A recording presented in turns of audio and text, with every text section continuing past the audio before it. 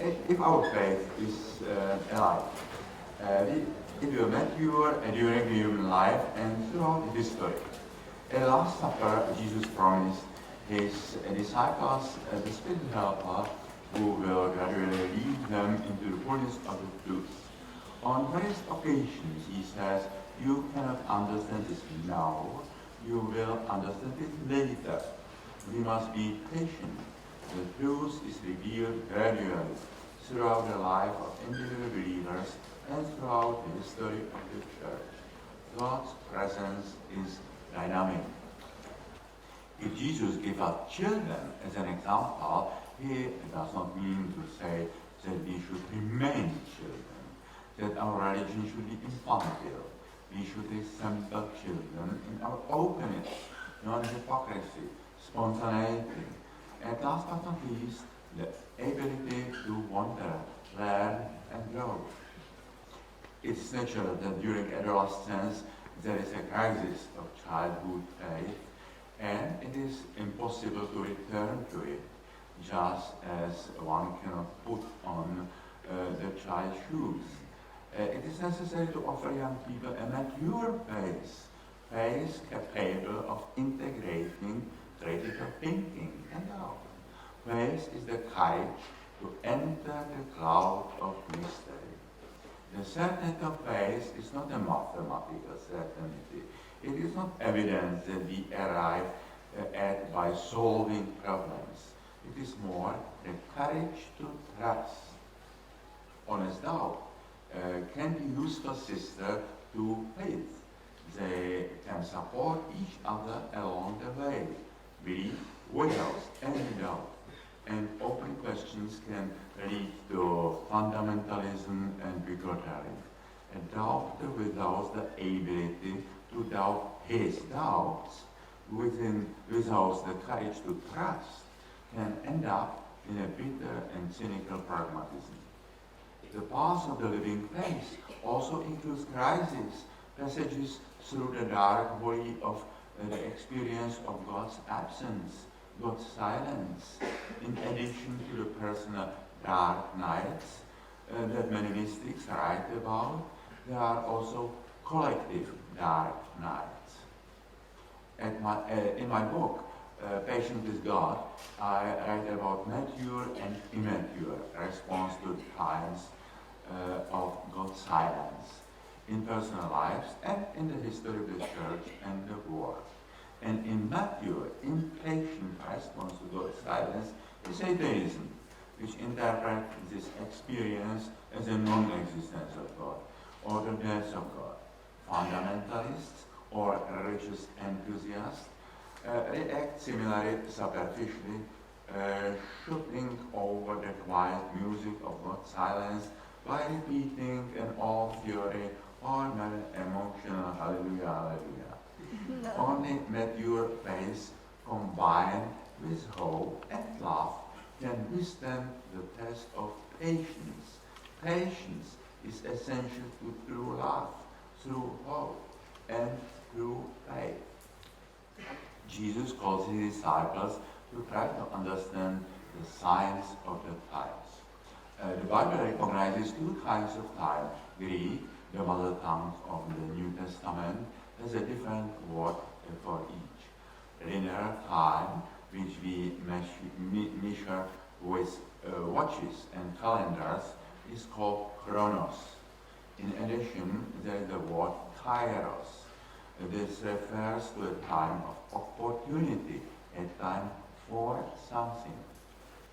In the book Ecclesiasticus, we read, everything has its appointed time, and all events under heaven have their time. There is a time to be born, and time to die, a time to plant, and time to plant, a time to kill, and time to heal, a time to tear down, and time to build up, a time deep, and a time to Lord. The task of the biblical prophets was not futurology, predicting the future, but rather chirology, the interpretation of current events in the speech as the speech of God.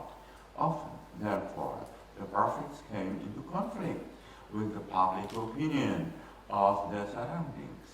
when many Israelites were reassured that there was peace, the prophet said, "There is not real peace."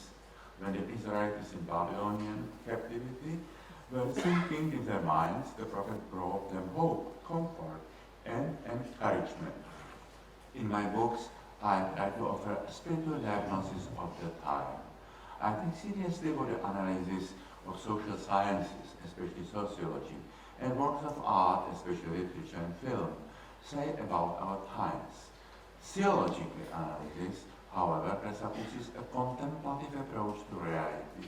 Through meditation and prayer, we can achieve freedom from ideologies and prejudices, a reunion of the logic of reason with the logic of the heart.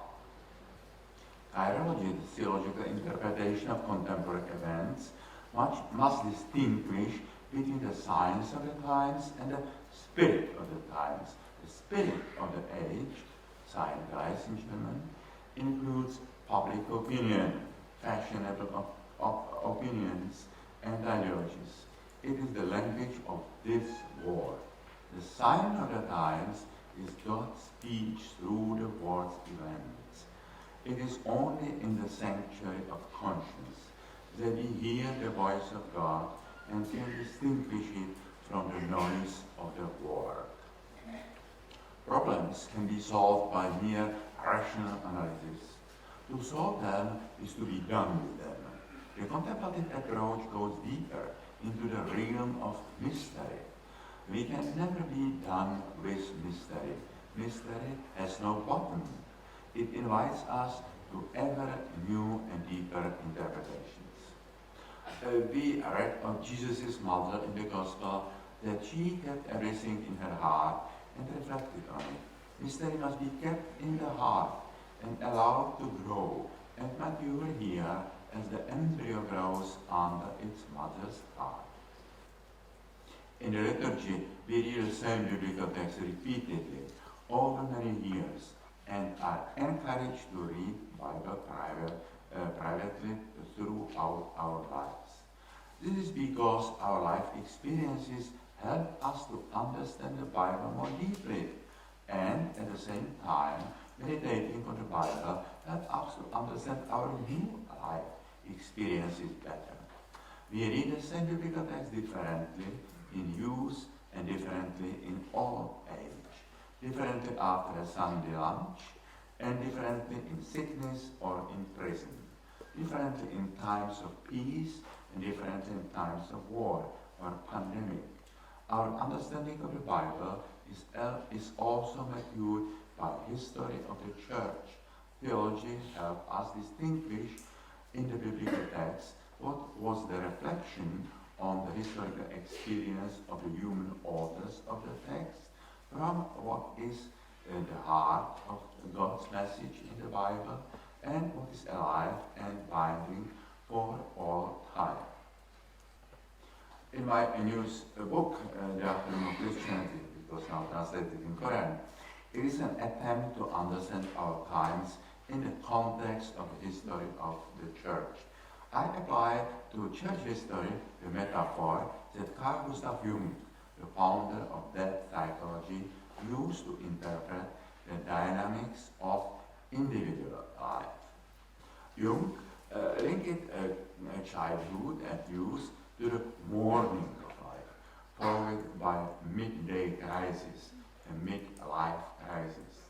Those who pass through this crisis are ready to enter the afternoon of life, a time of maturity, an opportunity to deepen the spiritual dimension of the personality and gain life's wisdom. I have likened it the pre-modern era, the time in which the church was building its institutional and doctrinal structures, to the morning of history of Christianity. The confrontation with modernity and secularization, a time of shattering many traditional religious communities, is the midday crisis, even the current shaking of the credibility of the church, following the revelation of a large number of cases of sexual, psychological, and spiritual abuse in the church, belongs to this time of crisis. But secularization, the change of the social culture climate, did not bring an end, but the transformation of Christianity. Today Christianity stands on the threshold of the afternoon of its history. We are at a crossroad. There is the opportunity to go deeper towards a more mature form of Christianity. Many new ways of being a Christian are opening up. It is the time to revive and deepen the dynamic character of Christianity. A truly new evangelization, worthy of the name, has a difficult task today to see the living, resurrected, transformed, universal Christ, whose greatness is often hidden by the limitations of our vision, to our too narrow perspectives and intellectual categories. Many of our concepts, ideas, and expectations, many forms of our faith, many forms of church and theology must die. They were too small. Our faith must surmount the walls built by our fears and our lack of courage to venture out like Abraham along unknown paths into an unknown future. We live in a challenging time of many changes and crises. However, every crisis is both a chance and an opportunity. It is through crisis that our faith becomes mature, and only with mature faith can we overcome the difficulties of our time. A period of maturity, of Christian wisdom, will not come automatically. It will require transformation, reform, and spiritual deepening. I see Pope Francis's initiated the call for a synodal renewal of the Church as a possible path to depth and an afternoon more mature Christianity. The synodal reform should lead to a different form of church. The church is a network of relationship, of mutual communication. We must first deepen our communication with God, so that we can deepen communication within the church, between bishops, priests, and lay people, to hear the voice of women and youth, and then also to deepen our communication with others, brotherly dialogue with other Christians, with other religions and cultures. The church is supposed to be a symphony of hierarchical, democratic, and charismatic components. Each of them is irreplaceable. The synodal church common journey must deepen not only communication within the church, but also a deeper and wider ecumenism. Ecumenism is a form of Christian life. It is necessary to walk together with Christian and other churches and deepen sharing with believers of other religions and with spiritual seekers on the periphery and beyond the border of the religious communities, societies, and cultures. The women at Jesus' empty tomb had a few words that are important also to us. First, the question, why do you seek the living among the dead? He is not here, he is risen. And then the challenge, go to Galilee, there you will see him. Nor we are to look for Jesus in the past, but in the present. We too are to look for the Galilee of today, where we will meet Jesus. Christian existence consists in the adventure of seeking the risen Christ today, in the Galilee of today. The risen Christ is unrecognizably changed. Even his nearest and dearest could not recognize him. Christ can also come to us as an unknown pilgrim, and as to the disciples on the road to Emmaus. Our hearts and minds too must remain alert, open, searching. Pope Francis is saying, I quote, God is everywhere, and we must know how to find him in all things. Yes, there is still an area of uncertainty in the quest to seek and find God in all things. There must be. If a person says that he met God with total certainty and is not touched by a margin of uncertainty, then this is not good. For me, this is an important key. If one has the answers to all the questions, that is proof that God is not with him. It means that he is a false prophet, using religion for himself. The great leaders of the people of God, like Moses, have always left room for doubt. You must leave room for the Lord, not our certainties.